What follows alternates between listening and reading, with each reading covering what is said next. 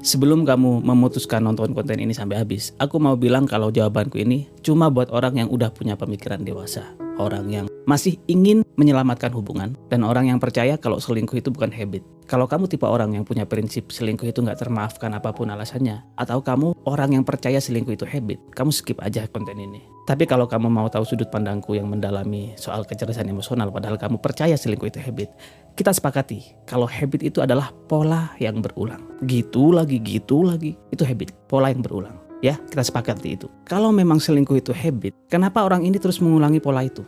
Argumenku yang mendalami kecerdasan emosional, yang di dalamnya ada pembahasan soal sistem saraf, kemungkinan besar dia mencari sesuatu yang familiar buat sistem sarafnya. Kemungkinan besar dia mencari emosi yang familiar buat dia. Jadi pertanyaannya, emosi apa yang familiar buat dia, yang terus dia cari, tapi nggak dia dapatkan dari pasangan? Apakah rasa seru dalam hubungan? Apakah rasa ada tantangan? Atau rasa dimengerti, rasa dihargai? Itu yang perlu ditanyakan ke orang yang selingkuh dalam diskusi. Bukan debat ya, diskusi. Yang nggak banyak orang sadari itu, kita selalu mencari sesuatu yang familiar buat dia. Nggak peduli yang familiar itu benar atau salah. Karena itu emang berhubungan sama sistem saraf di otak. Yang familiar buat otak, itu bakal bikin otak ngerasa aman dan nyaman. Contohnya, bayi nyari rasa aman ke pengasuhnya. Nggak mau ke orang lain yang nggak dia kenal karena itu nggak familiar buat dia. Jadi yang perlu dilakukan dalam diskusi itu, tanyain ke pasangan kamu, apa yang dia cari? Apa yang familiar buat dia? Itu bertujuan untuk mencari tahu sistem saraf mana yang harus disetting ulang.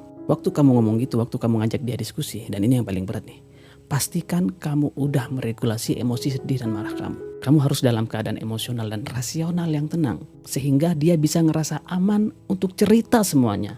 Kenapa dia selingkuh? Apa yang dia cari? Kamu perlu mengesampingkan dulu soal harga diri yang diinjak. Kamu kesampingkan soal harga diri yang ngerasa gak cukup. Karena bisa jadi bukan itu masalahnya, tapi sistem saraf dia yang harus disetting ulang. Menurutku, itu hubungan orang yang udah dewasa. Sebuah usaha untuk memperbaiki hubungan. Ini bukan soal ego, ini bukan soal harga diri, tapi soal menyelamatkan hubungan dengan cara men-setting ulang sistem saraf yang salah.